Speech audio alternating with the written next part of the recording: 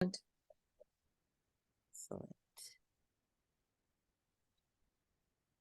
All right, so this section for us, domain 4, fulfilling our professional roles and responsibilities. And I think that the public sometimes forgets that about teachers, that we're professionals. You know, not only did each and every one of you attend the university for 4 years to get a degree, you then spend an equivalent amount of time and money preparing for certification, for the exams, for the internship. And our professional roles and responsibilities, while they start before we enter the classroom, they never stop. We are constantly trying to enhance our craft in various ways, and we'll talk about that. So domain 4 is competencies 11, 12, and 13. And just as a fun question, does anyone know how much domain 4 is worth on the exam? We know domain 1 is worth 34%. We know domain 3 is worth 33%. Does anyone remember what domain 4 is worth off the top of their heads?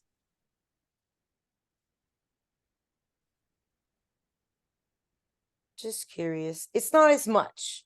It's not quite as much. In fact, it's going to bother me until I know the actual number. So we're going to go look it up really quickly before we begin. And that'll be in the study 14%? manuals. How much is it? 14? It's 20. So 13% is for domain 2 and then 20% for domain 4. So not quite as much as the other areas, but still a nice little chunk. So 20% of our exam comes from these particular competencies, and there's 3 of them. So let's take a look at the first one. The first one deals with family. Competency 11 is all about you enhancing relationships, communication, support, interaction with the family, getting the family involved.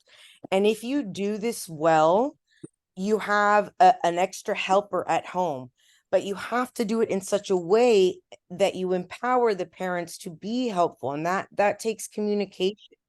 That takes you knowing your students, getting to know their families, and what sorts of supports that they might need. So competency 11 is all about the family. The teacher understanding the huge importance that family involvement plays in a child's education.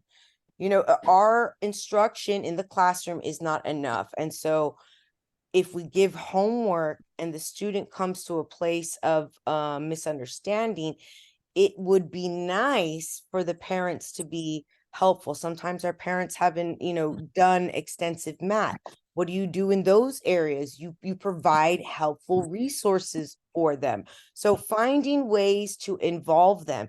If they don't have the skills to be helpful to their child, find resources to get them those skills, or a scaffold, just like we would with children. And I know it might seem like, oh, I'm doing extra like lessons now for the parents, but it's not really, and it'll make your life a lot easier. And we'll discuss like real ways in which, just very simple, you can help communicate better and build that partnership, because that's what the goal is: building a partnership between you and the parents as partners in the student's success.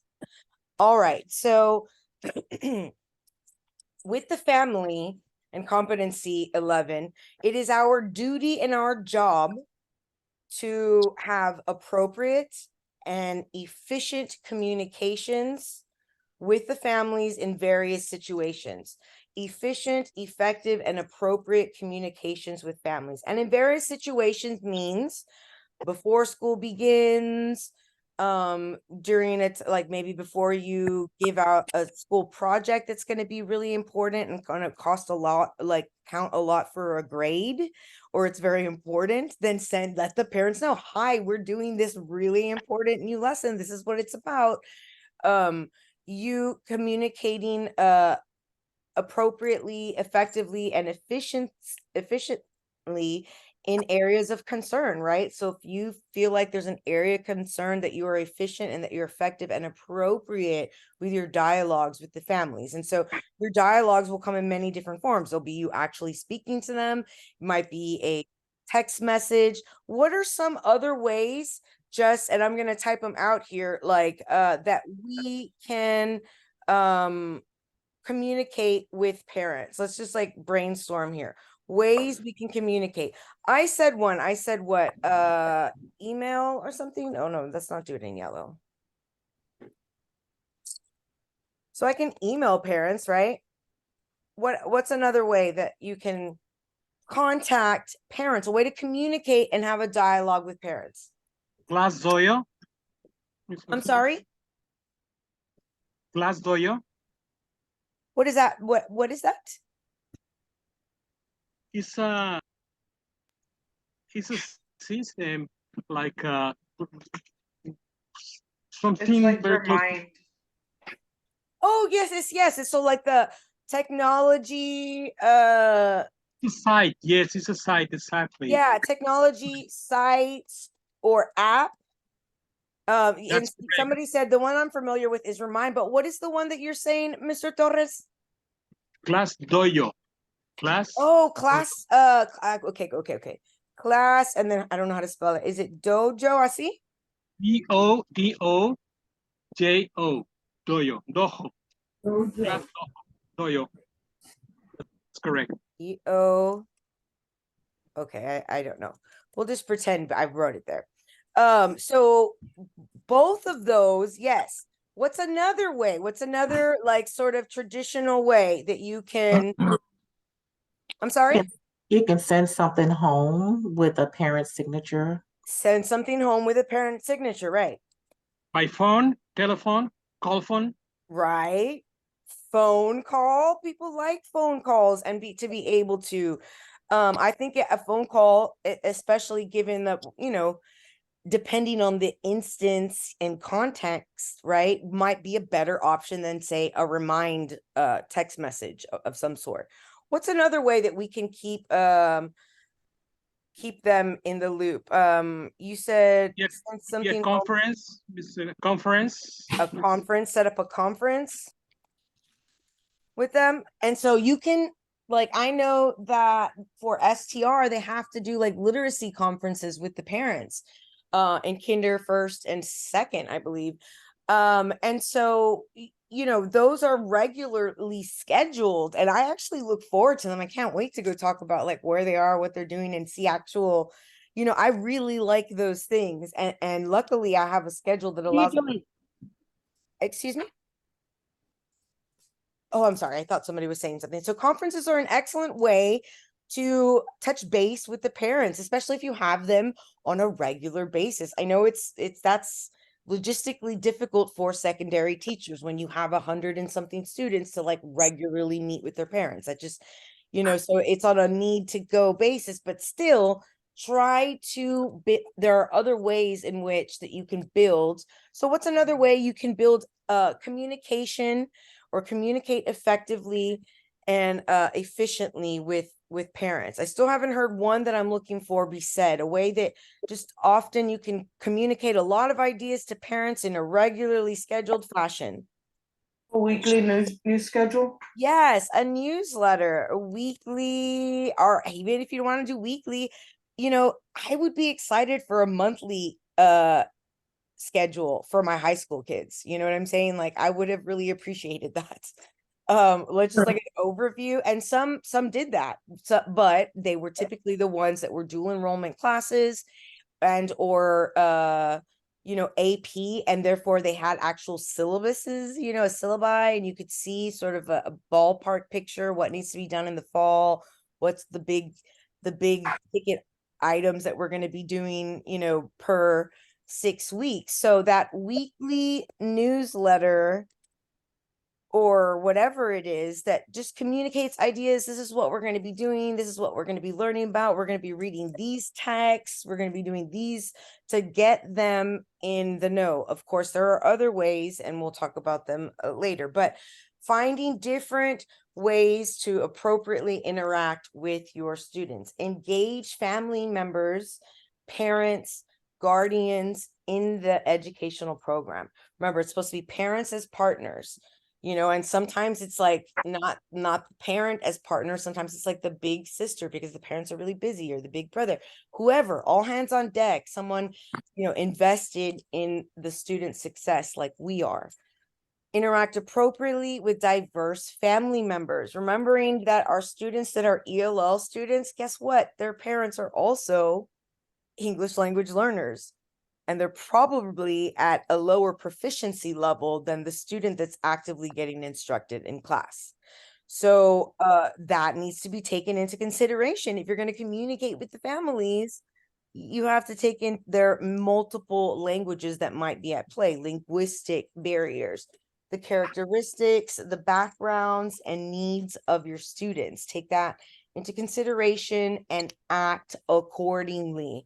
If that means you have to do research on culture because you have a Nigerian students and Nigerian parents for the first time, you're going to meet with them, you should know about their culture before you meet with them.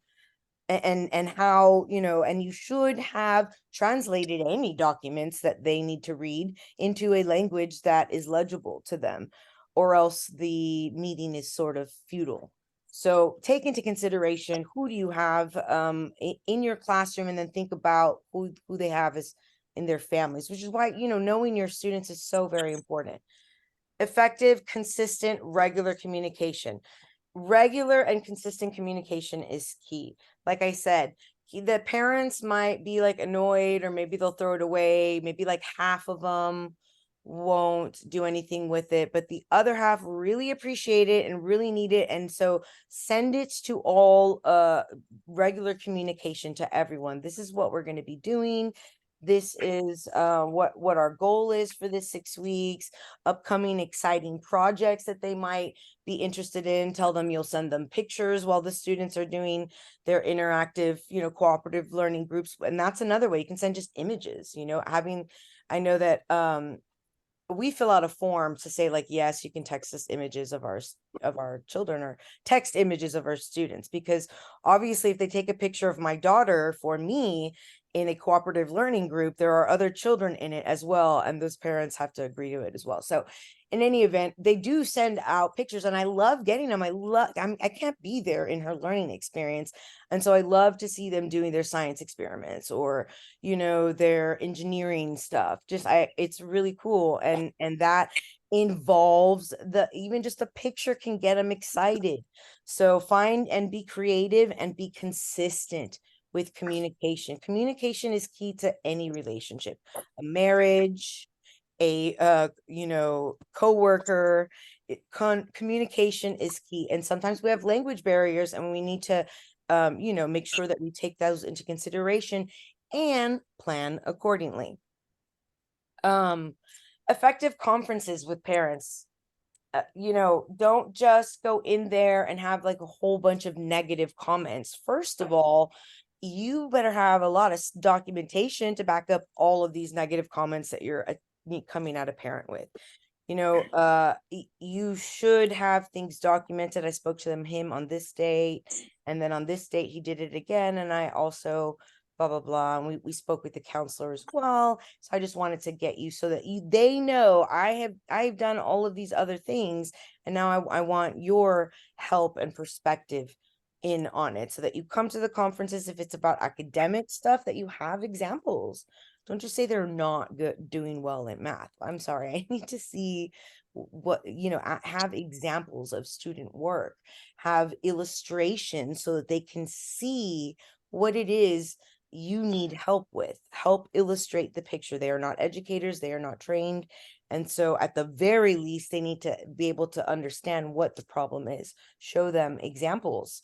Don't just come to them with words, like empty words, like concrete examples, like, and evidence, if not evidence, but like documentation. If it's behavioral, you want to make sure you're documenting it.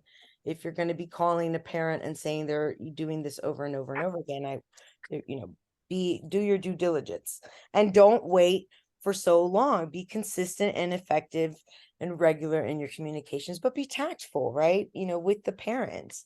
And the way that I always began any conversation with a parent was to first begin by saying that it was a pleasure to have their child in my class.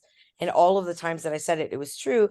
And that my success as a teacher, I felt was contingent on their success as a student.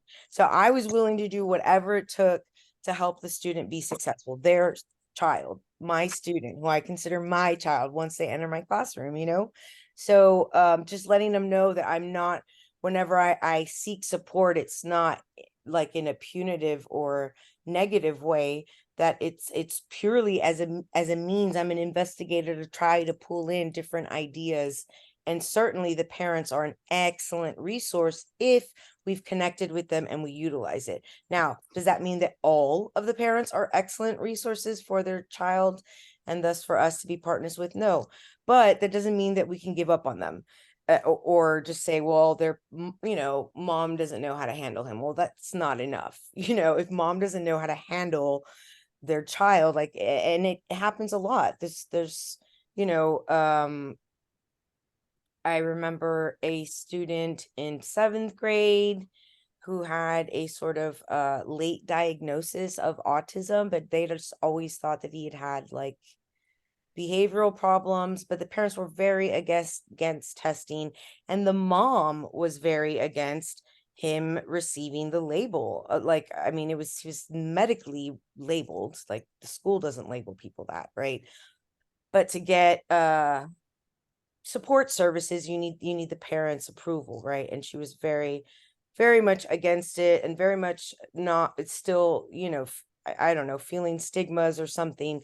And I know that our special ed department works really, really hard to get her connected with moms of other autistic children. Like there's a like an organization, and to get her people to talk to, so that she was able to understand that it wasn't anything to be ashamed or embarrassed of, and that holding her son from the label at school would in fact be detrimental to his growth and progress. But you can't, like, it's against the law. You can't say, no, you're making a bad decision because your son is autistic medically. We know this already. You just don't want him to receive support because you don't like the label. So we couldn't come at her with negative energy, even though we all felt like this is a disservice to him. He needs these supports, and his life will be so much easier and less stressful in this way. So we got her this help and support. They got her the help and support that she needed. In the community, there were supports. We didn't have all of the wealth of knowledge that these women had in this group for mothers with autistic children. But there's other things, state agencies, interagencies, the family resources and supports. And sometimes, sometimes the parents are dealing with major things like homelessness or other things, and just giving them a phone number that they can call to get help. It's all in the pursuit. Now, we're not doing this because we're like the family savers of the world. We're doing this because it is our job to ensure that our child has Maslow's needs, right? Hierarchy of needs, the basic security. And so sometimes the parents need help on that end as well. And so being that resource and connecting them with other resources. So family's a big, big, big part. And unfortunately, the way that, America is sort of set up, we have a lot of hardworking families, part of the working poor, and they just don't have the time to, put in the effort that we need them to at home. So that what that translates into is that they're going to come to us with their cup not fully filled. And that's where we come in. And it's part of our job, because they're going to come to us sometimes lacking particular things, other supports. And so the more we help support their family members, the more we're supporting the student. And if obviously, if they are still not cutting it, we are certainly going to help fill their cup. Okay, guys, let's take a look at some practice questions. Mrs. Stephanie, I had a question in reference to parents. There were like 3 questions in my PPR exam that I took recently. Okay, And excellent. they asked us about the parent going to the communication, which you mentioned several of the newsletters and you mentioned emails, Class Jojo, but they want us to give the best. Which of these is the best one that you consider, like to communicate with parent, anything that we want to communicate? And then in the answer choices, they have all of these that we provide, but which is the best according to you? Okay, of the ones that Email. I said, Uh-huh. okay, Email. so let's Class Jojo. bring it down because there was far more than 4. So the Yes. best means of communication, I mean, is if you can do a face-to-face conference with them, Okay. that's going to be best. And remember, this is a theoretical exam, so in theory, that's not possible. But in elementary, man, they do it several times a year. I meet with her more than several. I mean, just a lot of time. But Yes. so I would say that that would be your first. But as far as consistency, because we don't just want to talk to them once, Mm-hmm. have to be That's consistent. correct. In- Okay. in that aspect, I believe that a newsletter does a better job because it's consistent communication. It tells you what we're doing, what we're learning, any new and it's always all the time, and you get to like expect it. I wonder what Miss Sauceda is doing this week. Like I can go look at the news. Yes. So Okay. Yes. yeah. Mhm. Thank you so much. That was one of the answer choices. As that's the one I got. I choose like the correct one that you Okay, just good. mentioned. And then on the behavior in reference to counselor, they ask another question in my PPR exam. I don't know if that happened to other students that are here with us right now, but once you have that behavior, you contact the counselor. Once you document all the behavioral process, or do you get it? Do you get help with the like whenever you need to communicate that behavior that needs to be like you want to determine if it can be diagnosed for any problem the child might have? What are the steps? Because in the PPR they ask that question. So first you document and then the counselor is the second source. Yeah, I would certainly send them to the counselor, but it's a behavioral issue. Yes, when Yes. they need to be diagnosed. Yeah, That's one of the yes. questions in the PPR. Yeah.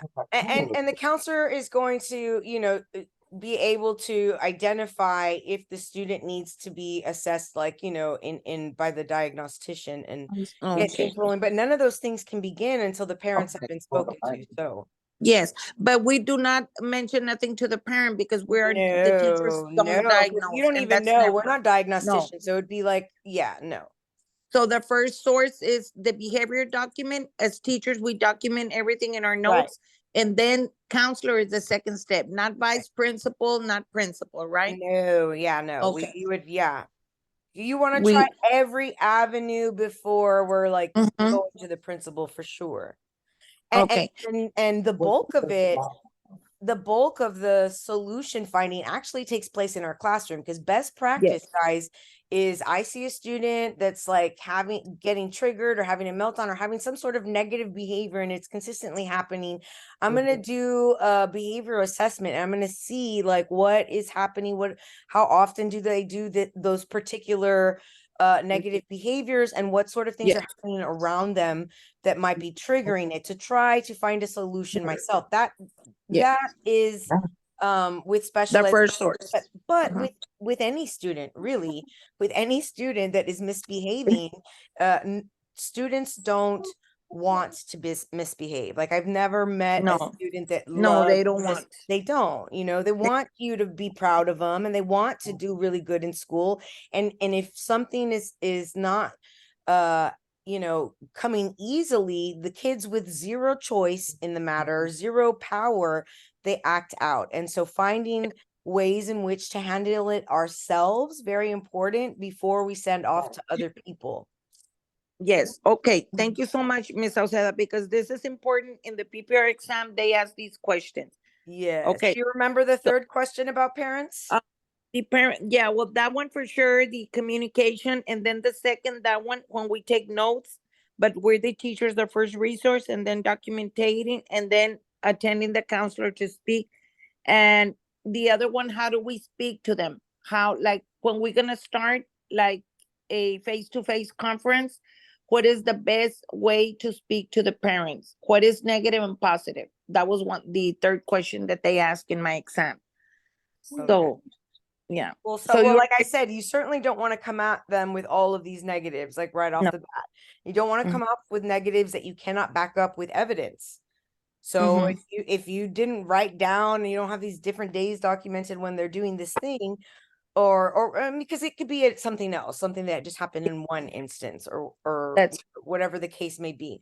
But you don't want to start off in that way. You want to ensure that your goal is parents as partners, not parents as adversaries, not I'm going after your child, because if they think no it's like parents that, support. then you're not going to get them as partners. It's just not. Mm-hmm. And that one for sure came in my test. The conference face to face. What was the first thing, most important thing to start as parent as partners? Like try to help out and see what solution will be best for the child.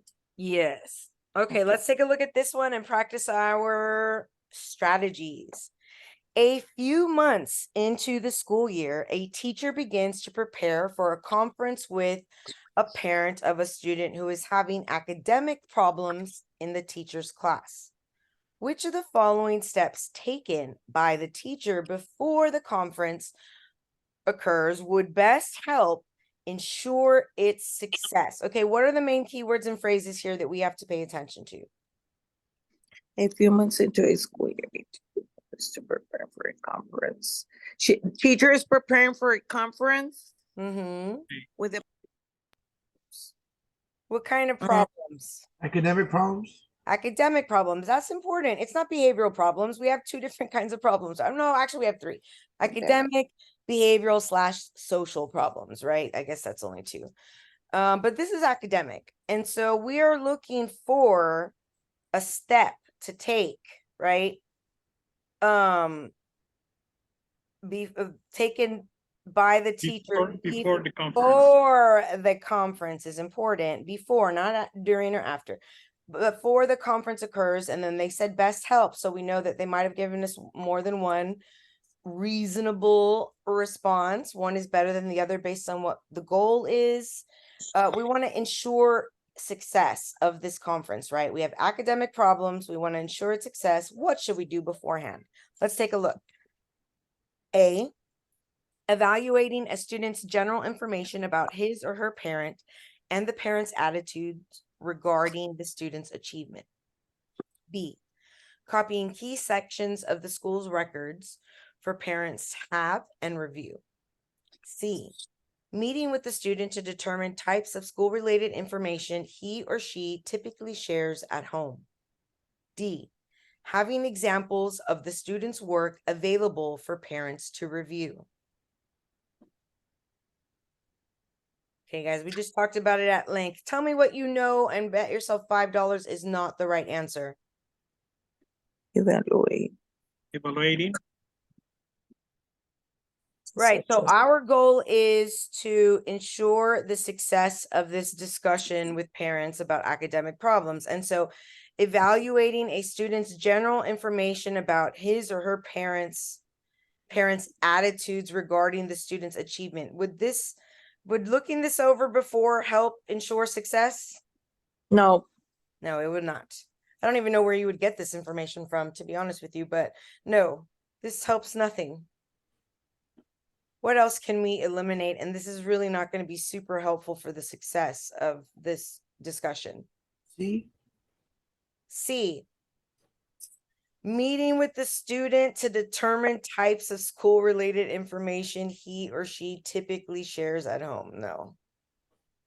You're gonna interrogate the child. What do you say about me at home before the meeting? This is not it.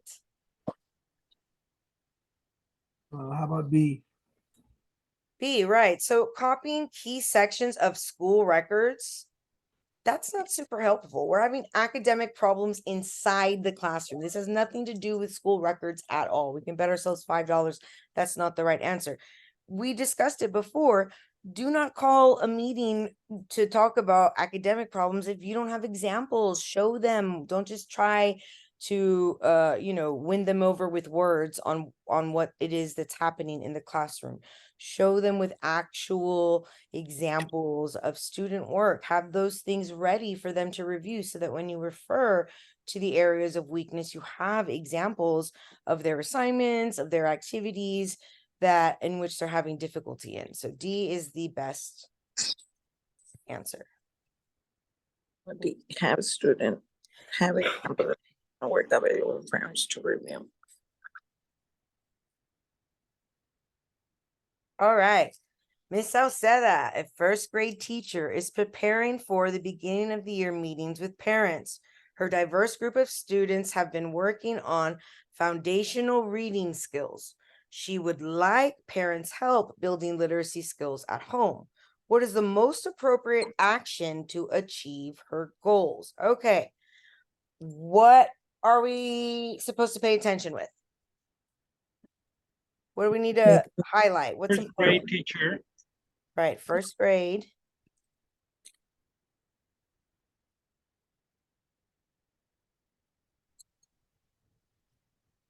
I guess fundamental reading skills. You're working on, that's what you're working on? Right, With- so they're working on reading skills, right? And you're building legacy, literacy skills at home, Yeah, she wants what? What's the goal here? building literacy skills. Yeah, help from the parents. She wants parents as partners. And she's in the beginning of the year and she's having a meeting with her parents. They've been working on foundational reading skills. She'd like for their help building these skills. There's lots of different activities that they send home to build these skills. Sight words, these little reading booklets that are on grade level to increase fluency, but they need a parent to sit with them and help them, but practice. They're not even long. They take like less than 5 minutes. Just little activities, right? That we have. Some of them are even games, like some of them are fun little games having to do with building literacy. She wants the parents' help. That's the goal. So what is the most appropriate action? Most appropriate meaning they might have given us more than one appropriate to achieve the goals. Let's take a look. Provide parents with detailed PowerPoints of literacy skills. Provide parents with information in the student's home language. Send home books that the parents will enjoy. Demand that parents help nightly with sight word building. Okay, what can you eliminate? Because you can pretty much bet yourself $5. That's not the right answer. A, Send home books. provide one? parents. A, provide parents with detailed PowerPoints. Right. Parents don't need detailed PowerPoints we just need help with them a little bit. They're not meant to teach the literacy skills. No, this would not go over well. A is out for sure. How about D? D, yeah, look at this negative language, guys. In the test, if they use demand or any of these like negative connotation words, is no. You're not going to demand that the parents, do we wish that they practice nightly with sight words? Yes. Are we going to demand it? And no, you're not. So D would not be something that we would do. So we're left with providing parents with information in the student's home language or send home books that the parents will enjoy. Eliminate C. Yeah, it I is think D. not D. about C. It is not about C at all. So, right. If you need the parents' help and you have a diverse group, different languages, you're going to want to make sure that instructions for anything that you're asking them to help you with, they can still help with sight words. If they will practice the sight words at the same time. They just need instructions on what we're doing with the stack of cards in another language. Providing them with anything in the student's home language. to the parents. So important. Are there other things that you would do? Yes, absolutely. You would have to show them, like send home, newsletters or different things that would show them, sort of explain to them. There's nothing wrong with even taking a short video of yourself and explaining a particular thing. I'll give you an example. One of my neighbors came over once while I was giving a session and was like, I'm sorry to bother you. I know you're working. But he couldn't do like his son's homework, and his son is in the same grade as my daughter, first grade. But it's not that he can't do first grade math. That's preposterous. Of course he can. It is that the particular skill they were using a stripgram. They were doing math, but stripgram math. And that is not something that anybody in my generation or older, maybe even a little bit younger than me, learned. We just didn't. We didn't learn the box method for multiplication. And I remember my own children, 2 of them have graduated and one's still in high school. When they came home with their math homework and said, but Mom, I have to use the box method. And I would be like, it's multiplication. Like multiplication is multiplication. Your teacher will be fine. But I didn't know that it was in the TEKS. There was a very specific. Why wouldn't you educate the parents if there's meant to help them at home?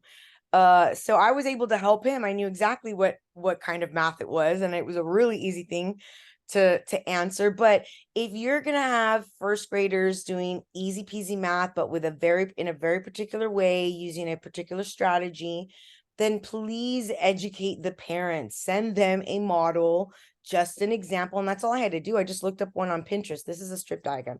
Right away, he already knew, like, oh my goodness, yes, okay, now I get it. And he went and then was able to help his son. But the teacher really should have taken that into consideration, that especially with some of those things that we know as a fact that we ourselves, this is a new way, a new strategy. Make sure that you send some sort of, like, for the student and for the parent, a solid example with instructions. If in another language, then need be. And there's apps for that. There's websites that very easily translate things for us. But you can't have a parent as partner if you're sending home things that they don't understand at all. Like he was like, I don't know how to help him. It's just, addition and subtraction, but like, what are we meant to do here? And so, like, it was a very easy fix, and it was a worksheet, and he was able to do it very quickly. And it wasn't like he's a dumb person. He just didn't know the particular strategy. Once he had it, it was off to the cards. And I bet you so many parents would be better equipped to be partners if they had that little bit of extra information. Does it mean we work a little bit more to like fill the holes in the pathway to success? Yes, but we need to do that, and it's all hands on deck.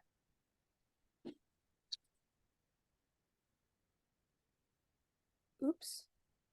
All right, we're going to read this excerpt below from the Code of Ethics and Standard Practices for Texas Educators, which we're going to see much more in depth in the last competency 13.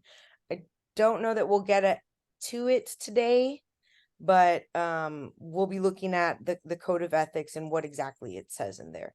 So standard 3.9, the educator shall refrain from inappropriate communication with a student or minor, including but not limited to electronic communication such as cell phones, text messaging, email, instant messaging, blogging, or other social network communication. Factors that may be considered in assessing whether the communication is inappropriate, including but are not limited to the nature, purpose, timing, and amount of communication. The nature in which you communicate, the purpose for which you're communicating, the timing at which you're communicating. If you're communicating at 1 a.m, it's the wrong time. That is not appropriate. And the amount of communication. If you are spam texting, even on Remind a student, that's not good. The subject matter of the communication must always be above reproach. We are professionals, we are mentors, and so we need to make sure that all communication is above reproach and that it's appropriate. And appropriate, commiserate to, and there's other, outliers, and I've spoken about this before. as a coach of the tennis team.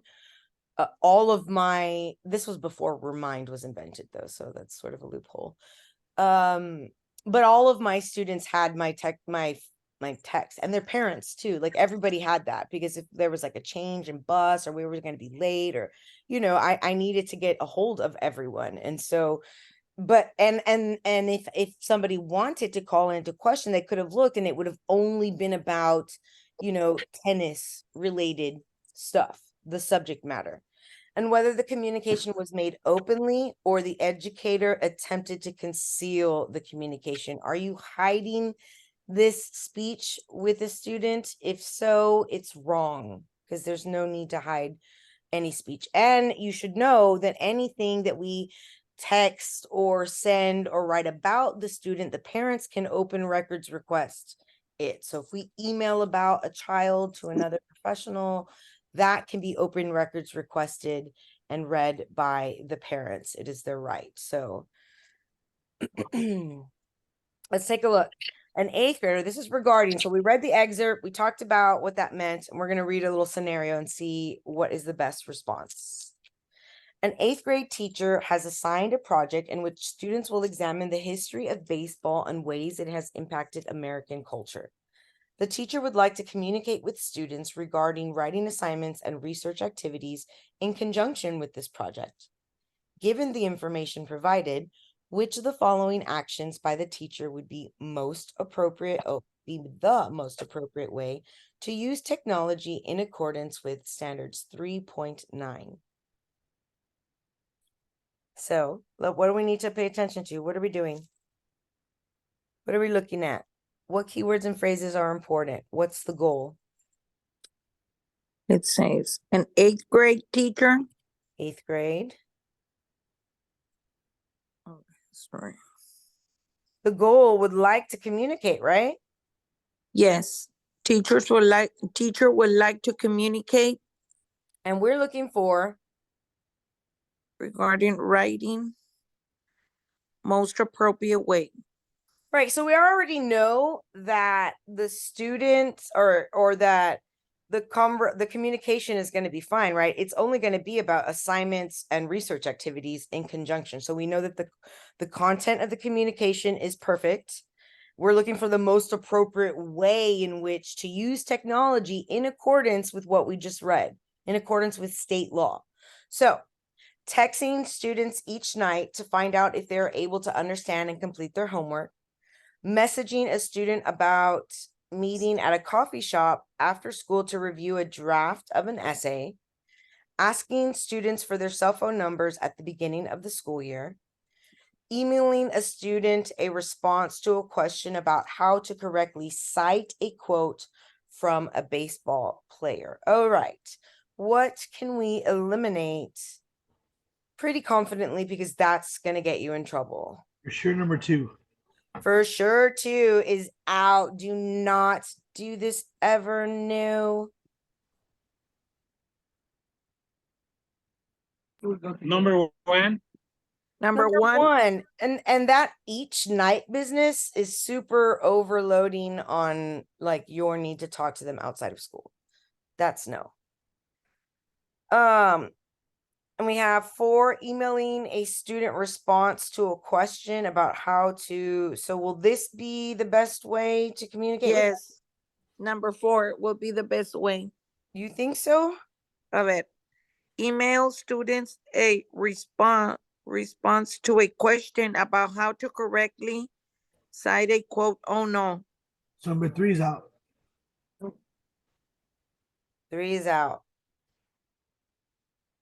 That's why there's remind and certain things, right? Yeah. So it's gonna be C, guys. Emailing them is of what we're given. Emailing them is the best way if they have a question. You could use remind, but remind was not given to us. Texting their personal phones each night, no. Asking for their personal cell phone numbers at the beginning of the year. While we do that, like for information purposes, like they'll often ask like their phone number or their parents' phone number. We don't typically. I mean, unless they're on like, you know, your baseball team, or you're their coach, or you're their UIL coach, and you have to get a hold of them, like call them, their parents. There's really no reason for you to like have or make use of their personal numbers. So in a way, it's better to have them, if you're gonna have a student's number, it's better to have it in a group chat, right? Absolutely. Absolutely. That's the best way to do it. Throw all the parents into a group chat, throw the whole team, a team on in a group. I mean, just, yeah. Because also remember, one of the determining factors on whether it's appropriate or allowed or not, is whether the communication was made openly.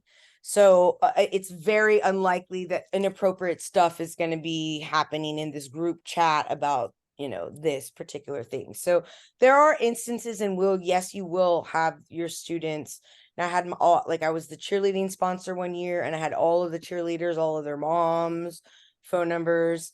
So there are instances where you do have their phone numbers, and you do need to get a hold of them and speak to them about different things and plan with their parents and whatnot. So that's okay, and it's not inappropriate. You just have to be careful that you abide by these, you know, but not limited to. Use your best judgment. You guys know what's appropriate. All right. The next leg of domain 4 is about us, the practitioner. Practitioner is someone who is practicing. Doctors are practitioners of medicine. We are practitioners of pedagogy. We have and build and continue to build a wealth of knowledge, and our professional knowledge continues to grow because things change and we learn how to do things better.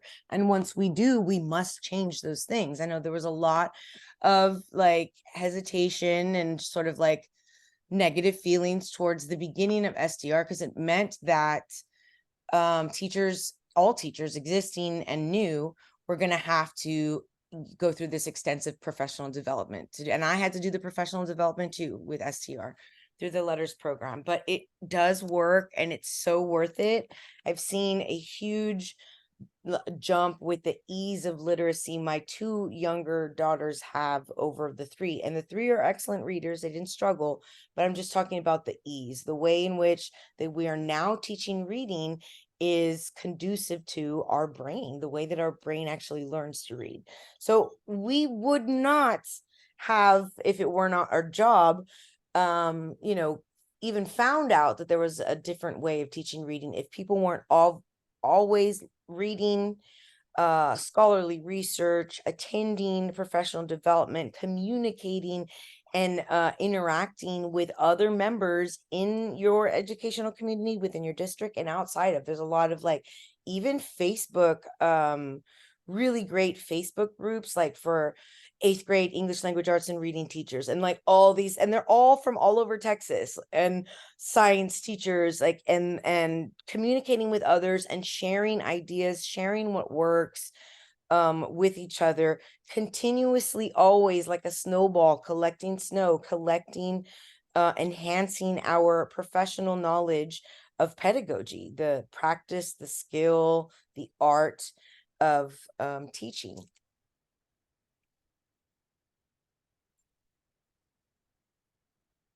This means that you will be participating in vertical teaming. Vertical teaming / alignment, when you are working with other teachers in your content area that are in different grade levels above you and working to better support the students. For instance, very often 6th, 7th, and 8th grade English language arts and readings have professional development together, where we have discussions about like the things that we're doing in the classroom, the weaknesses that we're currently seeing. And so if we see a particular weakness, let's say in 7th grade or even in 8th grade, we can, as 7th and 6th graders, plan to better support and instruct our students so that they won't have that weakness in the 8th grade that they're having. That's that vertical alignment, that vertical teaming of the curriculum. Like our curriculum is our curriculum, but our students have particular needs. We need to get together, discuss those particular needs so that we can better instruct for our students' particular needs. And so we would have to talk to, and then there were times where junior high teachers would get together with high school teachers to vertically align our stuff, and they'd tell us what they needed a little bit more, the students to have more practice with, so that they were better at that skill when they got to high school and needed to use that prerequisite skill. Horizontal teaming is all on the same grade level. So all 8th grade teachers planning together, English language arts and reading, talking about what our students need together. Or it could be if you're in a, for instance, junior high campus and they have like teams or pods, and the students remain in like the pod or the team with the same teachers.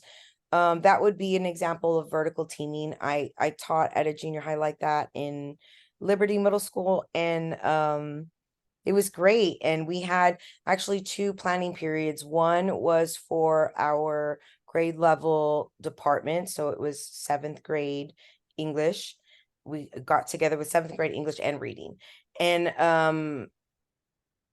then we had another conference period where we actually met with our grade level, our team peers, our horizontal team peers.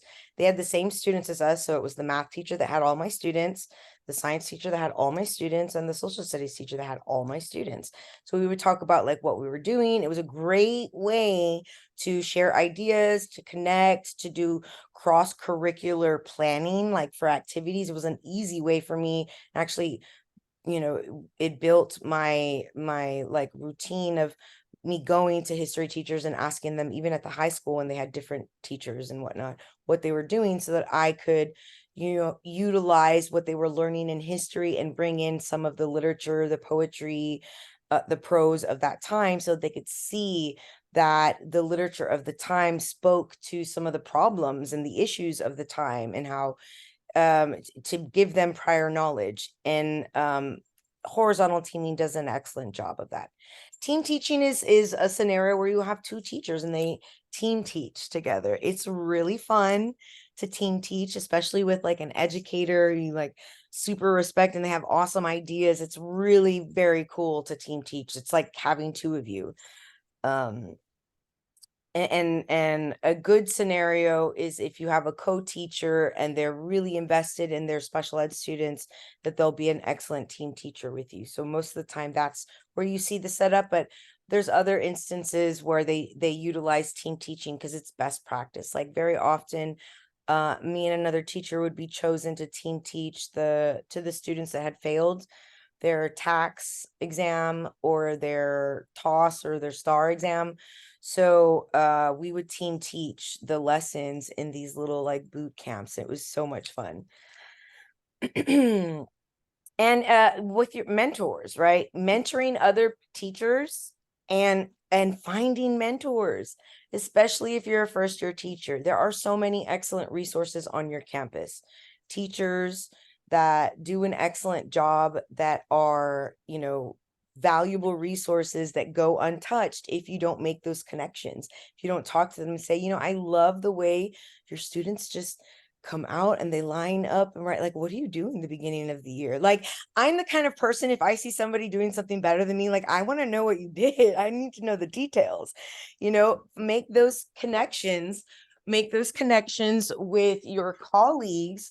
Lift up your colleagues when you see them doing something amazing and have them, explain it to you, make those connections. Communication, like I said in the beginning, it's important with our students, it's important with parents, and it's important with your colleagues. Okay. Maintain supportive, cooperative relationships with professional colleagues, and you collaborate to support student learning. So maintaining them, not everybody gets along. There's some people, I have literally had some doozies in my life and I can get along with anybody, So you have to maintain supportive, cooperative relationships. There's going to be cliques sometimes. You have to remain professional. You have to continue to, even if somebody, and I say cliques because sometimes there's cliques. I mean, there's administrator that leads by having favorites, and those ones stick together. I've seen it like 1,000 times. And you can't take it personally because of the leadership situation. You want to never burn any bridges, maintain professionalism, because you never know when someone could be a leg of support, right? And that teacher who's might be acting a fool in the teacher's lounge and seems like she's having a hard time, or he's having a hard time, they might be having a hard time. So just like coming at people with kindness and support in every interaction, even if and when it's difficult. And if you get into a situation that's unavoidable and you do have like an unpleasant interaction with another colleague, you certainly want to document it. If it becomes something that is like consistent, then you would follow the legal recourse, which is going through, the grievance process after you've exhausted everything, talking to your principal, and nothing was sort of resolved. But you want to, just like it is in the classroom, when the student misbehaves, it's sort of our job to diffuse the situation, assess, analyze what's going on, what can I do better, try other things. You also have to do that with colleagues.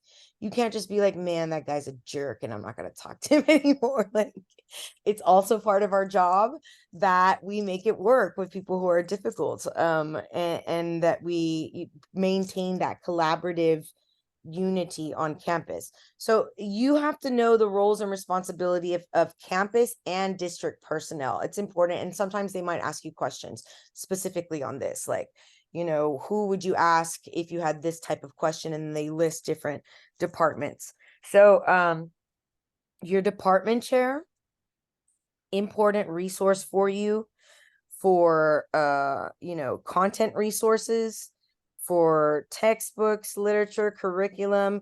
If you want to know what's good with professional development, typically the department chair is chosen for their expertise, their years of service, and their expertise in the content and in pedagogy. And support of teachers, because they're the department chair, thereby the master, the main line of support for your content area. So if you ever had a question, let's say you're a math teacher and you have a question on a particular something, activity, standard, lesson objective, project, your first person that you could ask is your department head. I'm having a little, they're going to be very helpful. And typically your campus is going to assign you a mentor that is also in your department. It doesn't always work out that way, because like if you're the only band teacher on the campus and you were hired for band, there's not going to be another band teacher to be your mentor. So they'll find another mentor that's equally good with pedagogy to be the person who supports you. Because remember, it's not about the content expertise, it's about the, helping them, your mentors helping you with the pedagogy part of it, instruction, assessment, activities. So your department chair is going to be an excellent resource. Your mentor is an excellent resource. Become friends with your mentor. Of course, the principal, board members are elected officials, elected by community to serve the community. I feel like sometimes they forget that, but you are part of a school community. So I know that there's a question. I don't have an example for us to look at, but I know there is a question about an educator attending a board meeting, and if that does someone remember which one I'm talking about? This one that is about whether or not it was okay for you to speak at a board meeting, or what was okay for you to do at a school board meeting. But you are absolutely allowed to attend school board meetings. School email. Okay. Yes, it was about a teacher attending a board meeting, and it had different options, which is the best or which is the correct for the teacher to do or to say if she's going to give an opinion. And I believe the answer choice was that she can speak about her opinion, but not go against the policies that they have for the Yes, schools. that is absolutely right. That's Uh-huh. absolutely right. And so, I mean, I just saw a perfect example maybe if I have time, I'll look it up and show it to you. But Miss Ennis, the last board meeting where the superintendent didn't even look at any of the educators, any of the parents, any of the community, he just spoke, he turned his back on everyone, the community, which is like I just don't even know what to say. It's so antithetical to his job as the educational leader. But he stood up there, he said, this meeting's not for the community, it's for this board anyway. And he faced the board and just spoke to them. And then teachers, parents, students, other community members that were there in protest of many of the horrible changes that he's doing to HISD, one of the largest school districts in Texas and in the United States. He turned their backs on them, and they turned their backs in protest as well. And they were perfectly allowed to do that in front of the board members.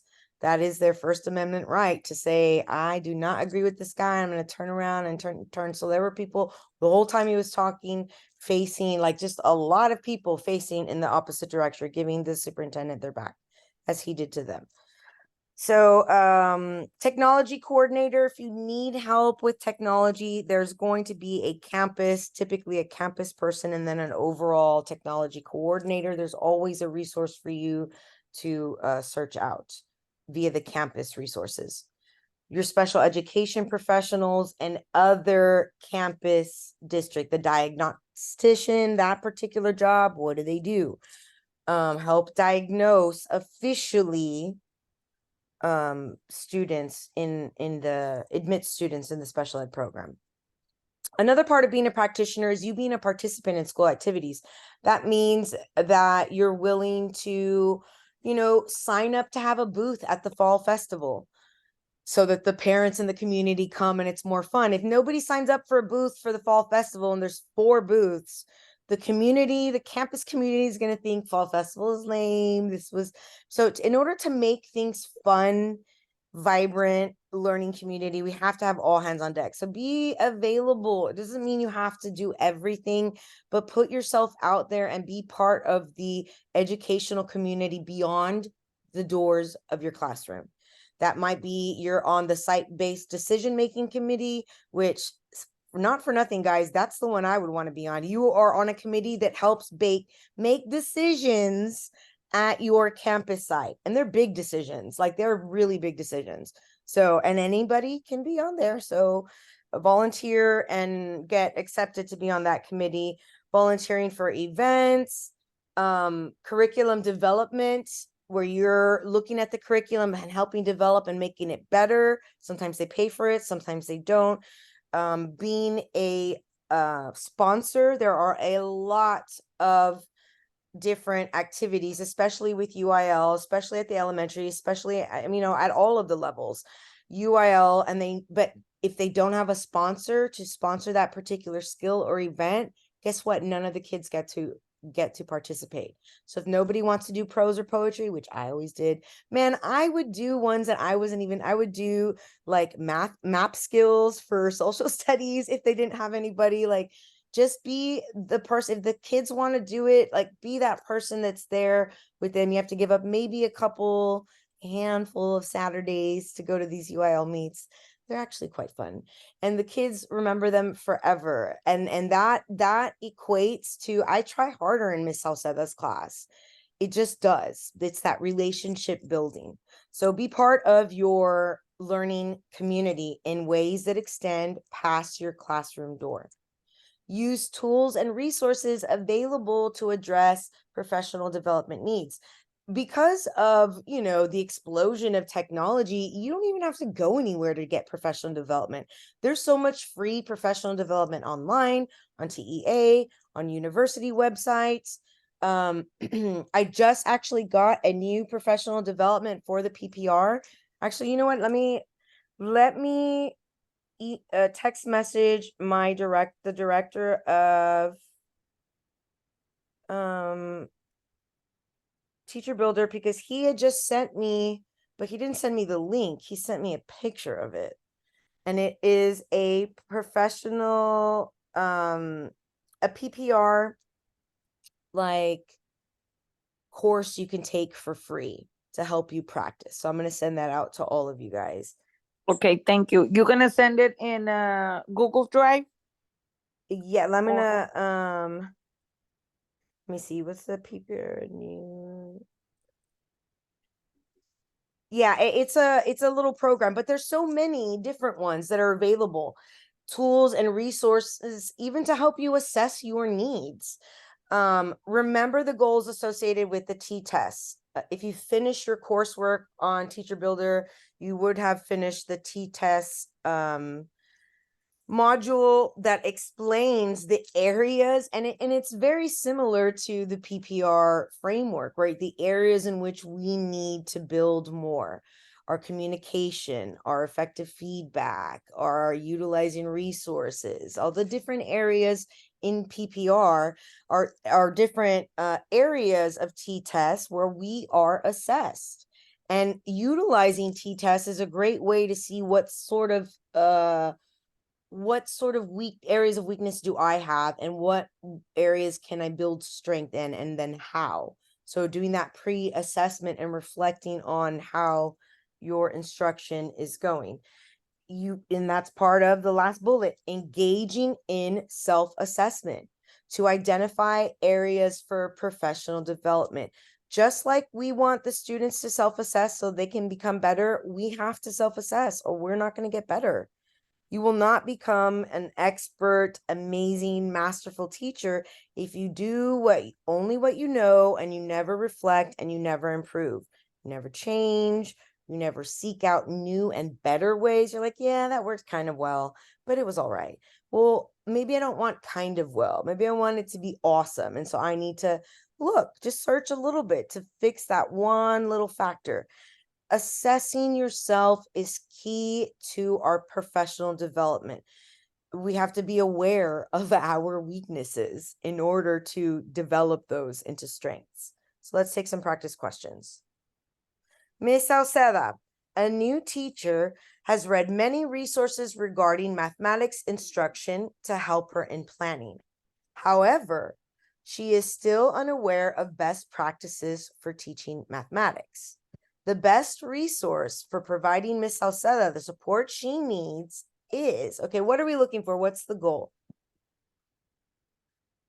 She's a new teacher. New teacher. And And I would just, someone in the chat box says, if I have this is in the Google Drive with the PowerPoints already for you. So you can download and print it. that's what they send you, that you are giving us. Oh, no, to- not that one, not that yet. He Oh. hasn't responded yet to my, he doesn't work on Saturdays, so he's probably, Okay. he'll respond to me later, but I certainly will, at the very least, email it to you. I don't know if it's the type of, I know it's a website that you have to like create a profile, but it's free. It's a free company education preparation, and it has lots of different tests, but they're giving the PPR one right now promotional to try to get us to buy it. So I'm going to get y'all access to that. So you can try it. I haven't seen it myself, so I don't know how good it is, but I certainly, any resource that we can get our hands on, we're going to take a look at it.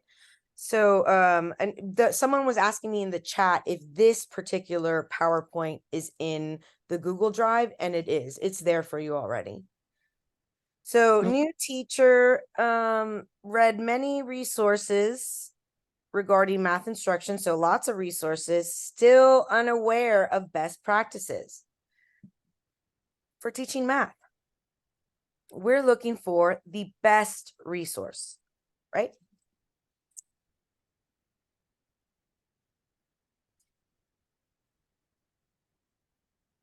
Let's take a look. The campus principal, a teacher website, a district curriculum specialist, an education service center workshop. Now, what can we bet ourselves $5? Pretty confidently, that's not the correct answer.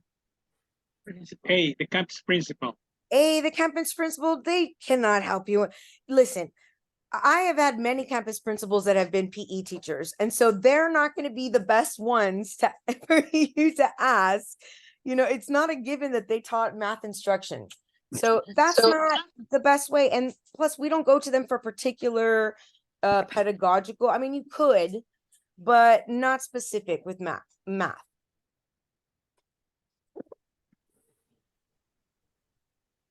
Okay, what else could we get rid of?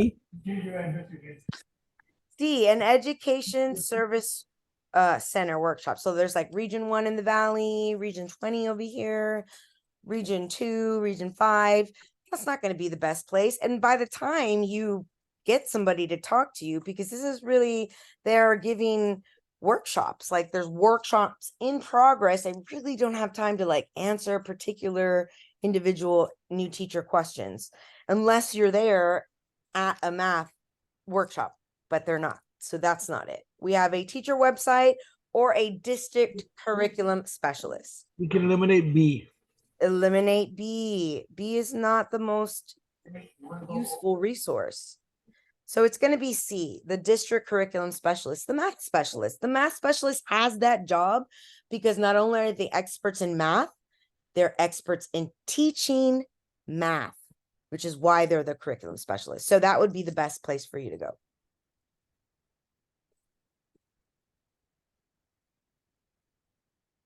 Oops.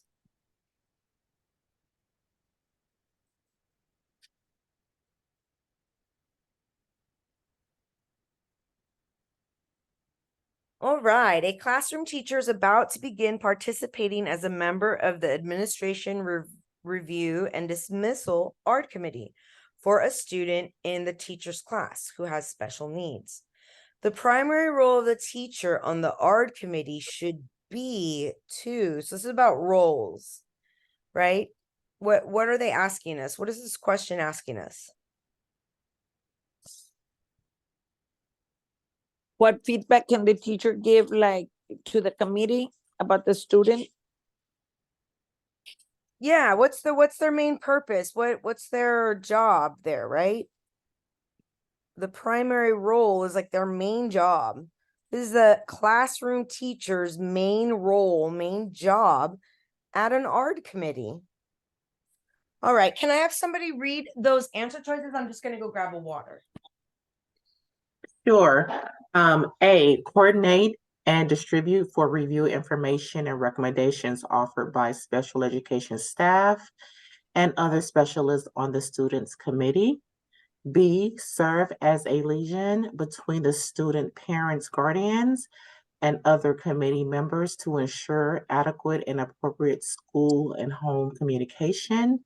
C, evaluate and revise draft versions of the student's IEP to ensure creation of a document that will address the student's classroom needs. D, provide the other members of the committee with information and insight regarding the student's learning and behavior in the classroom. All right, what feels like it's not going to be our best answer? What can we eliminate?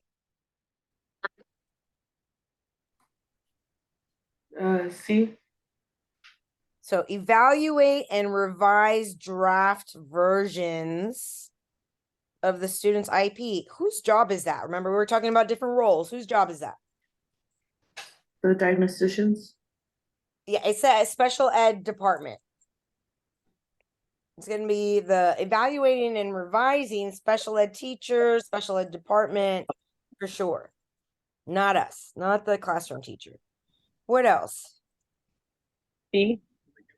B, serve as a liaison between student, parent, guardians, and other committee members to ensure adequate and appropriate school-home communication. This is, again, the special ed teacher, special ed department role.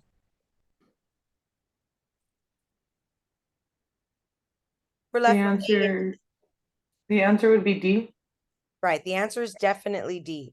A's out. We're not going to coordinate and distribute for review and recommendations. No.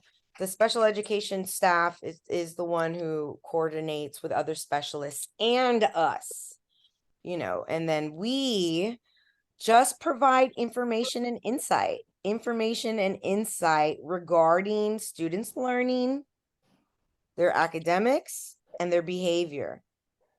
Information and insights. Are the accommodations working?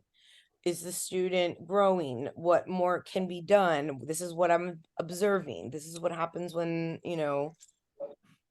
this situation arises. So providing them just an insight, an illustration as to how the student's doing academically, where they are in their learning and their behavior. Nothing more. Everything else is the job of the special ed, part of their role in the special ed department.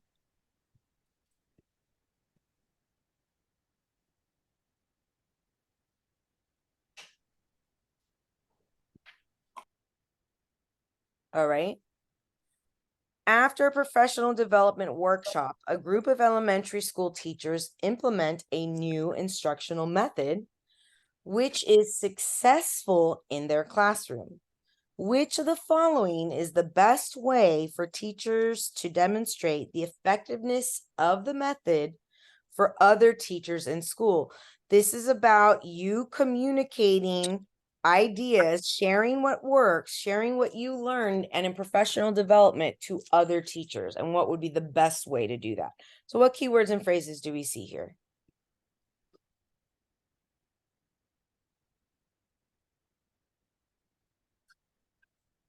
I think this is important. New It's- instructional method, which happens to be successful, right? And we want the best way for teachers to demonstrate the effectiveness of the methods to other teachers. So after professional development, this group of teachers wants to share to the other teachers that didn't go to it. And this often happens. Not everybody gets to go to the professional development. Sometimes a group of people get sent and they learn what they learn, and then they come back and they disseminate and they show. And so what would be the most effective way for them to show the teachers that this method works, that it's successful? The effectiveness, demonstrate effectiveness of the method. That's our goal. The other teachers, and it is successful. Assemble a portfolio for student work.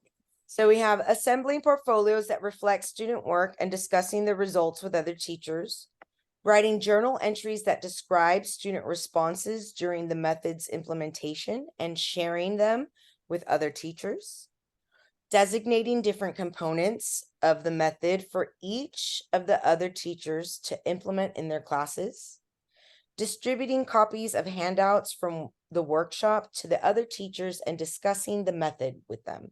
Okay, so what can we eliminate? Because this is not going to be the most effective way or the best way to demonstrate that this method works.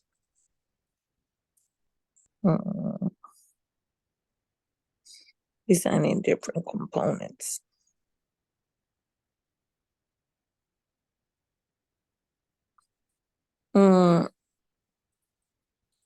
The reflection of the student work is that I don't think that's going to, well, that's the student work, but here we're talking about sharing ideas from professional development. Yes, but we're trying to show the effectiveness, the success in the classroom from the new instructional method. Okay, yes. Best way to So- show the success that they've had in the classroom. So we have assembling portfolios, writing journal entries, designating different components of the method, distributing copies of the handout from the workshop to other teachers, and discussing the method with them. What can we eliminate? Because you don't think that that'd be a good way to demonstrate effectiveness. D. We can eliminate D. D, distributing copies. That's not showing them the effectiveness. That is only going to show them this is what the professional workshop was about. This is what the professional development was about. And discussing the method. But that doesn't show them that this works. What else would not be a good way to show them that this works? Designating different components of the method for each of the teachers to implement. Right. So I don't know when you would ever do this. So if there's a method and it has like I don't know, 5 components to it, you wouldn't divide the components of the method and then just give one component to a teacher and say, yeah, just use this one part of the method in your class. That's not going to be implementing the method. And guess what? It's going to fail because it's not even doing it fully. And it would totally not demonstrate the effectiveness of the method. So C is completely out. We're left with A, which is assembling portfolios that show the students, reflect the students' work, and discussing the results with other teachers, or writing journal entries that describe student responses during the method's implementation and sharing them with teachers. If you can only do one, which one does a better job of showing the other teachers, hey guys, this works? I think the best one is A, and we can eliminate B. That's correct. B is just telling them, oh, my student, we're writing it in a journal. And so, no, the best way is to show them, just like we would with the parents, to say, we need your help for this weak area, or they're doing amazing on this area, have those examples of student work. Also, if you're going to show or trying to demonstrate to your colleagues that a new method that you learned is actually working, you would want to take with you examples. So assembling of a portfolio is just a portfolio is just examples, a collection of examples reflecting the students' work so that you can illustrate and show them this is how it's being effective. A is the correct answer.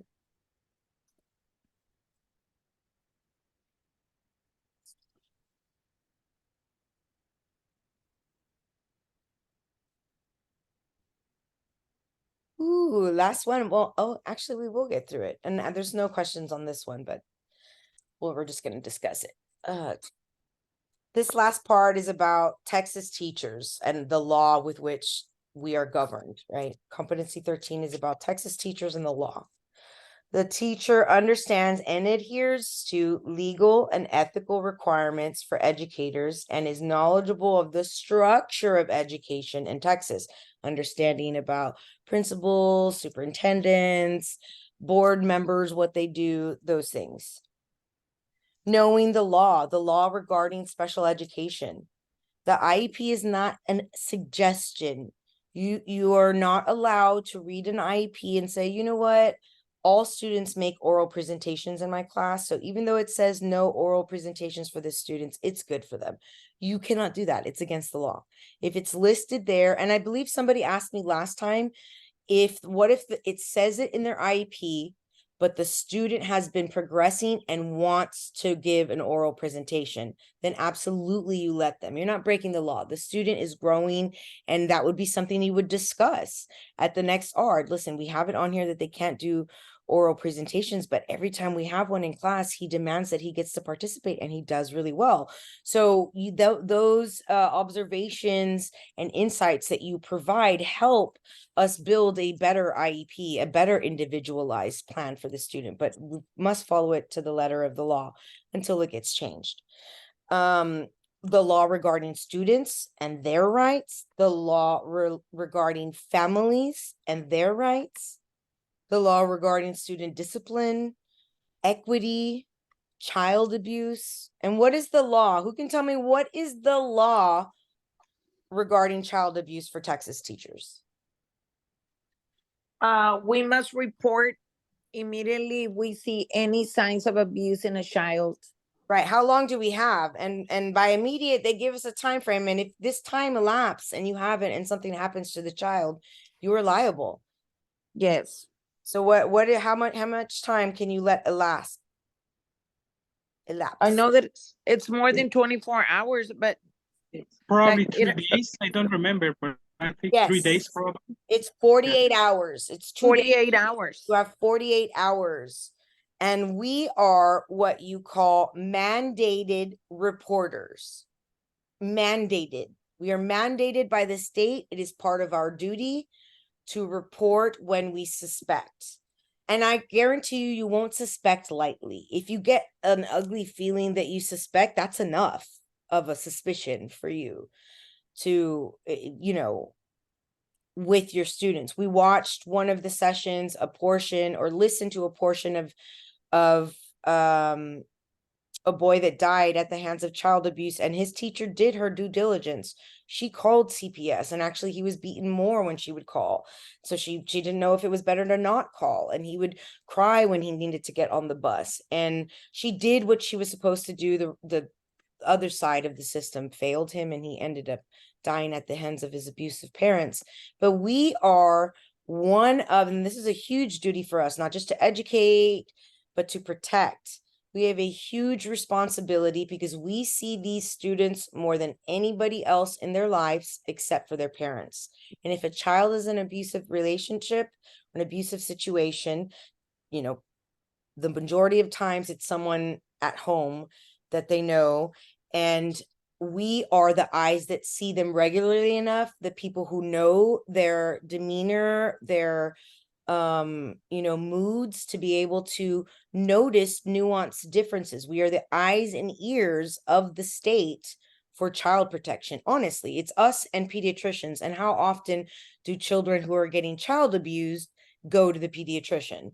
It's not often. So we are the biggest line of defense in the state of Texas for reporting child abuse, because teachers, educators, paras, counselors, we see these students day in and day out. And so 48 hours, do not feel bad like, oh, well, what if, the parents, it's not anything? Well, then it's nothing. And then CPS will decide it as such, and everything will be fine.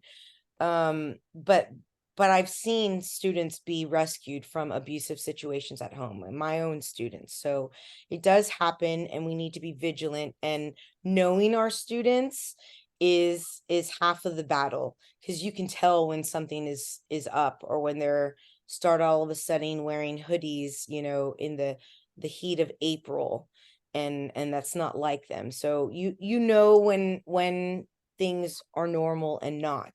And so can therefore be the best support and protection for students.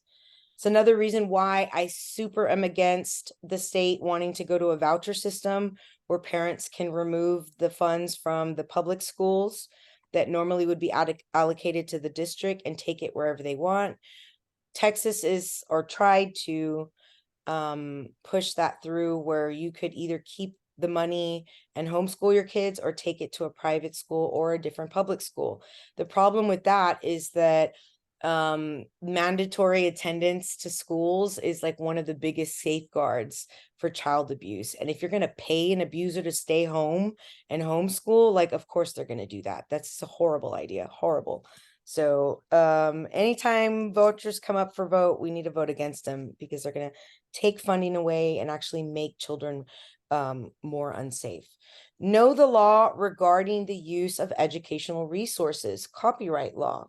There's fair use for us. Fair use law is, you can use things within good measure, like you can, for reasonable purposes, for criticism, for news, for educational purposes. So we can utilize things fair use in our class, but we just need to be careful that our students understand, and that we're not breaking copyright by, like, I don't know, showing a movie that's in the movie theaters that you got at the Pulga, and like on an off day you show it. That would be a serious copyright infringement. It would not be protected under fair use, because it wouldn't be for educational purposes. And they would have like a lawsuit. And there have been some teachers who have been sued by filming things. Like I think that Disney at one point in the 90s, when they still had VHSs, came down on them. But fair use has gotten broader. The fair use law that protects people for using things for educational purposes. Data security, super important. You have any data about your students, this should not be available to other students, to people who are not part of the educational community and do not need to know this data about a particular student. That goes into privacy. There are privacy laws for our students, and we are not allowed to make an announcement to the entire class. Well, Ricky, you have 7 absences this year and 13 tardies. Like, that's a new record. That is breaking the law. You are breaking the privacy. You don't know what Ricky's going through. I mean, he might have had COVID and his mom was hospitalized. I mean, who knows?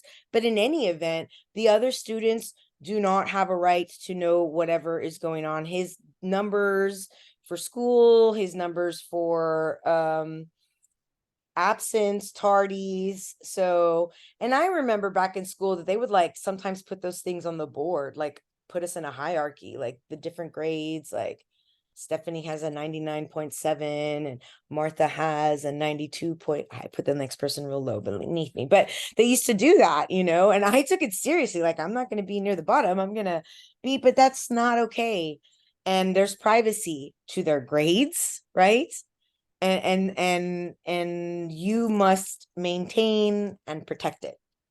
Acceptable use policies are going to be decided by the board, and you should certainly become familiar with them. I'm going to click this later so it takes us to the actual document so we can take a look at it, because it's the law and we should all have read it at least once. Accurate record keeping and confidentiality. Again, privacy and data security, utmost confidentiality with anything concerning your students. Advocate for students and for the teaching profession in various situations. Advocate for your students. I always wanted my students to know that I don't care that I don't just care that you do well in my class. I want you to do well in all of the classes. So when it was time to give out progress reports, which I always gave them every 3 weeks, every, you know what I mean, every progress report period, and I would chat with them about what needs to be done, what we could do to fix it, what we need to work on, and look at the other areas, because it would also give me like the average that they had in other. And if they had, a 65 in science, I would say, what's going on here? And they would say, well, it's because this and that, and try to find ways in which to help them be successful, even if it meant going and talking to another teacher and being an advocate and saying, listen, I know they turned it in really late, but they have it done. There was a little bit of an issue this weekend at home, and they would love to turn it in for at least a 70 to try to pass. Like, I'll be that person to go advocate to another teacher for you I'm going to hold a fire under your butt and say, do not make me go talk to this teacher. And then you don't do your part.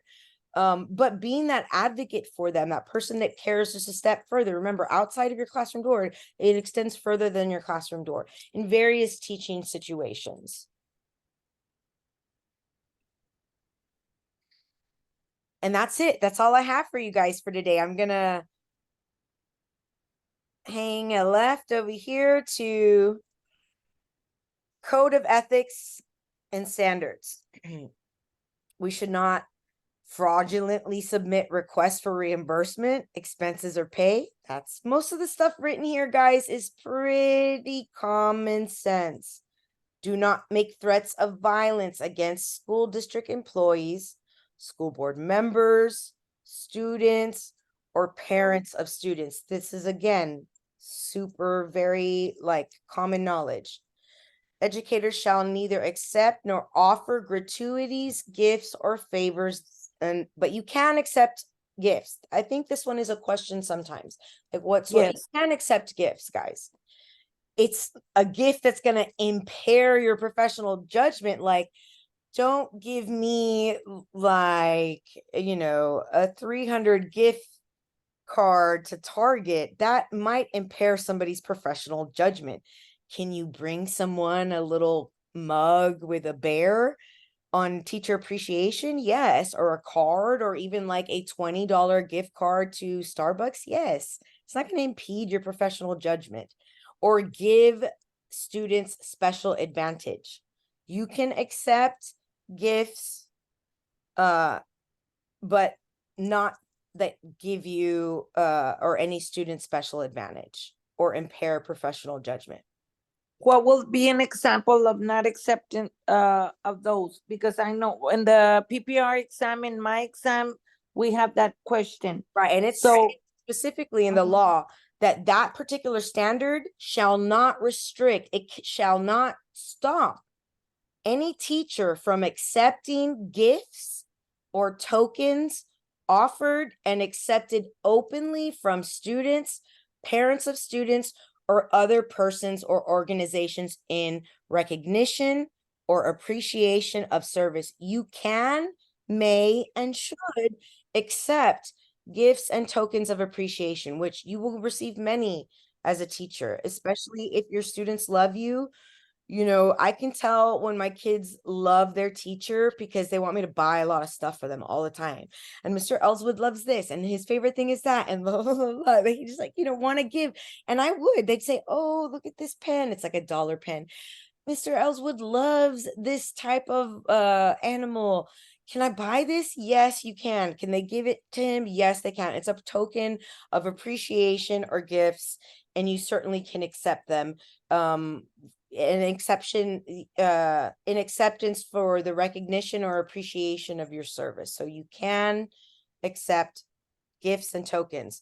You just can't accept really big ones that are going to impair your professional judgment, like money or giving people special or stuff that would, like the parents are saying, if I give this to you, then you give my son, the highest GPA. That gives an advantage, and that's not in appreciation of my service as a teacher or my recognition in pedagogy.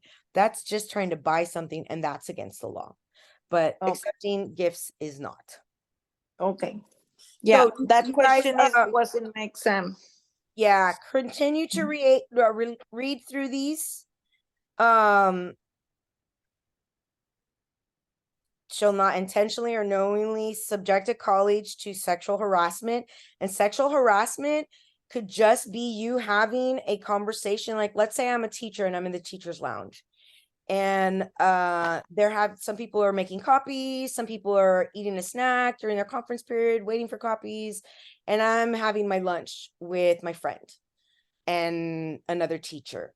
And the other teacher starts telling us about a date they went on and the type of like sexual situation. Now, I'm in a teacher's conference room. It's only teachers, adults. It's my lunch period. There's other people around. Is this person who's telling us about their sex life or their date in any way in the wrong?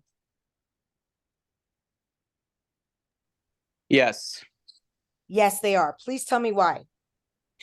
Because when it comes to sexual harassment, it just depends on the other people in the room, and if they feel uncomfortable and they feel that it's harassed, even though the conversation wasn't intended towards them, that's enough for them to claim that they felt sexually harassed. Absolutely. That person making copies, that person that was, I don't know, looking in the refrigerator that heard bits could feel uncomfortable and harassed. Like, what? Why would he talk? They're not talking about them, but it doesn't take that. That's not part of what sexual harassment is. It's you were talking about sexual inappropriate things, behaving in a way that made me feel uncomfortable and harassed. And so do not have conversations that are private, even with your friends in those open sort of shared spaces, because you can sexually harass someone, even being like silly and talking about your husband, you know what I mean? Telling your work best friend something silly, and somebody feels like that is inappropriate and I feel harassed. That literally is harassment. That's it. That's harassment.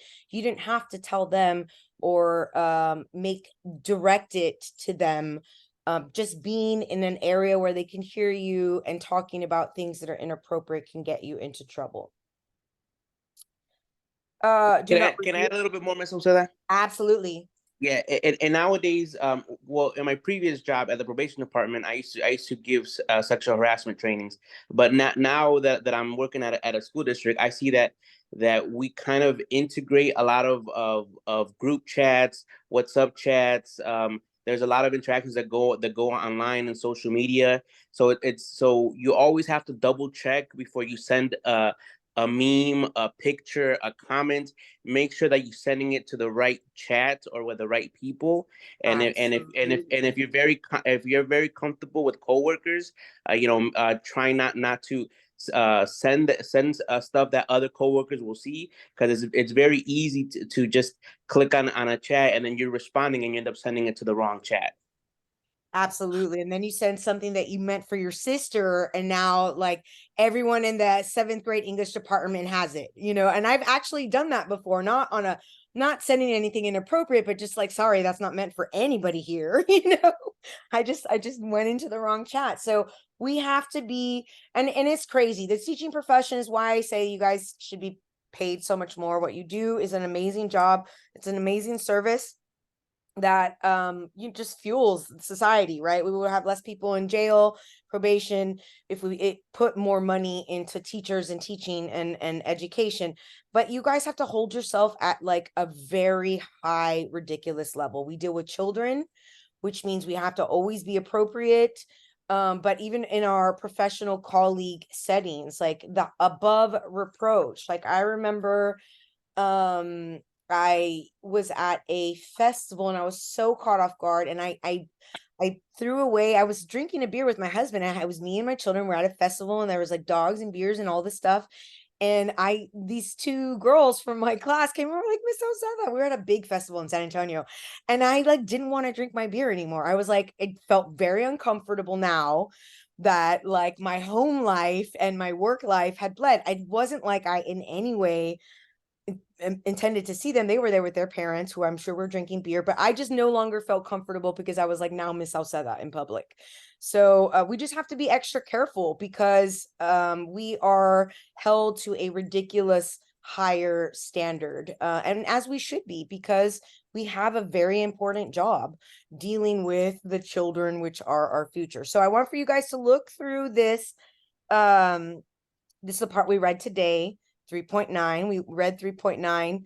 Just, I mean, all of this is mostly, you know, common knowledge. Intentionally, knowingly, or recklessly treat a student or minor in a manner that adversely affects or endangers learning, physical health, mental health, or safety of the student or minor. That's also with your attitude and the things that you say to them. You can break this rule by saying some inappropriate stuff. There was a teacher, and we reported her, but we did our due diligence. We reported her, students reported her. But I believe she had a disability that protected her, like a head injury. But she would say some pretty ridiculous things to her students in class.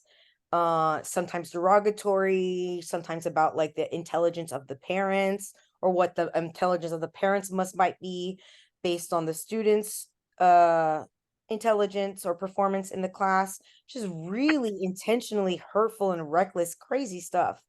Told one girl that she wanted to, that her dad was handsome and that she would date him. Really making all the students feel uncomfortable. To be, you know, above reproach and appropriate. We can joke with our kids, but we never want to make them feel uncomfortable or embarrassed or like they need protection from us. We are the protectors, not the ones that are needing to be held back. So the educator shall not knowingly or recklessly misrepresent facts regarding a student. Be honest. Don't make up stuff to fit a narrative if you're caught in a bad spot. Like if you're with the parents and you're telling them your son does all of these things in class and has been doing them for 3 weeks, and the parent tells you, okay, but why haven't you called me if this has been going on for 3 weeks, or what things have been done? And they haven't been going on for 3 weeks. You just want to extend it further, like feel like, oh, it's a larger problem than just this one time. Don't misconstrue anything with the parents. You always want to be super very honorable and factual about your description and your engagements with the student and the student's behavior.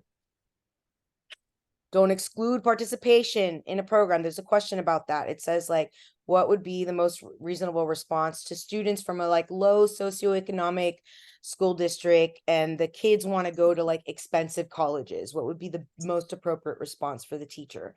And it was like, tell them that they should go to other colleges because they can't afford that one. You would never, never do that. You are not going to diminish someone's chances or shine or goal or dreams. They want to go to Harvard, awesome. What literal things do we have to do to get you into Harvard? And let's start doing them and making those Amen. things put together. So we do not exclude based on anything. We find resources and supports to make that dream come true, to make that thing happen, a reality. So that's where we're going to end today. Thank you guys so much for spending almost 2 hours with me discussing pedagogy. Y'all are the real MVPs of society. If someone hasn't told you today, thank you for your service to teaching. And I'll see you on Wednesday. We're going to turn back around and we're going to go deep dive again into domain 1, the biggest chunk of the PPR. Ma'am, This we're was a good with class today. I'm sorry? I We're said, good with thank you. attendance? This was a good class today. Absolutely. It's my pleasure. Someone had a question? Are we good with attendance? Oh my Lord. Oh, Thank you, Ms. Sauceda. Thanks a lot. yes, thank you so much. Here, I'll do it this way. No, do this. Thank you, Ms. Sauceda. We already have all the PowerPoints in the Google Drive, so I'll check on those. Okay, hold on 1 second, because I am gonna just do a little screenshot for my attendance purposes. Oops, someone left. I knew who was here. Could you send the link for the Google Drive as well? I certainly will. Yeah, you want me to send it in the chat box or send it via email? Email I works don't mind better. either way. Either way, or it's not, this is Ms. Ramos. Will it be in the email or in the Google Drive? Yes, it's already in the Google Drive. Yes. Oh, okay. Mhm. Michelle, what is your last name so I can send it to you? Demand leg, Okay. DIMANLIG. EI. And that's 2 L's, right? Michelle. DIMANLIG. And then it's LTISDschools.org. Okay, no. How do you spell your first name? Because it's not coming up in my. MICHELLE. You sent me an email. I don't know if I could respond. I know, but I'm in the system, not in my email app, so it's a little Oh, bit okay. different. But You can put it in the chat if that's easier.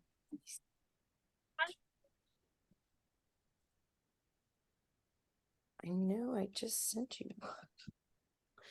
It's very annoying. Okay, so I am going to just email it from. Here it is.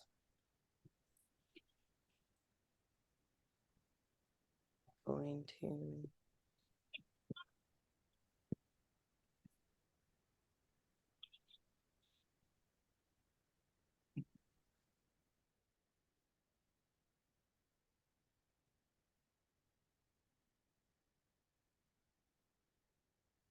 All right, sorry for the delay, guys.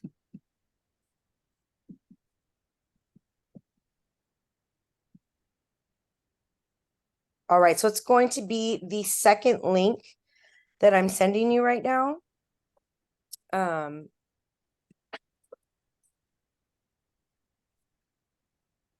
I get the email too, please, to Luis Gonzalez? Luis Gonzalez? Yes, please. No, hold on 1 second. Let me look at it. And if possible, can you email it to Ms. Ramos? Yes. Let me see. Thank you. Thank you, Ms. Sosa. If you can too, Stephanie, for Rico. Okay, you got it. Thank you. Yes, sir. You guys have a beautiful rest of your week. Thank you so much for everything, Ms. Sauceda. So I'll be receiving, it's gonna be through my email? Yes, it'll be through your email. Okay, thank you, Ms. Sauceda.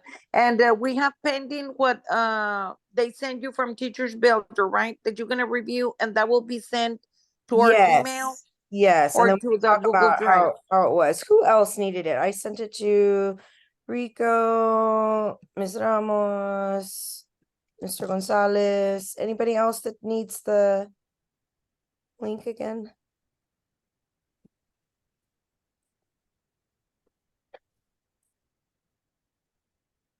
All right. Well, I will see you guys on Wednesday where we will turn full face and begin again at. I just have one quick question. Sure. Yeah, you mentioned about mentors. I'm doing CTE criminal justice. but on my campus, I'm the only one. Can it be another CTE professor that mentors me? Yeah, absolutely. Totally. Yeah, that's Okay. totally fine. Okay, sounds good. Thank you very much. Excellent. And Ms. Sauceda, you never came to the valley, right? Because I was still waiting to see if you I would know, come I'm by. so sorry. No, I Okay. didn't. I didn't have a Okay. chance. I've been so Yeah. ridiculously busy, but I'm gonna be there because we're gonna be working on the new system. So I'm gonna be down there. I'm not sure when yet, but for a week Okay. in the office. Okay, let me know, but you know that we work, so it'll be after 4:30, right? That we Yes, we can do something in the evening. Okay, thank you so much. Just let me know or send an email, right? That way we'll know that you're around here in the valley. Excellent.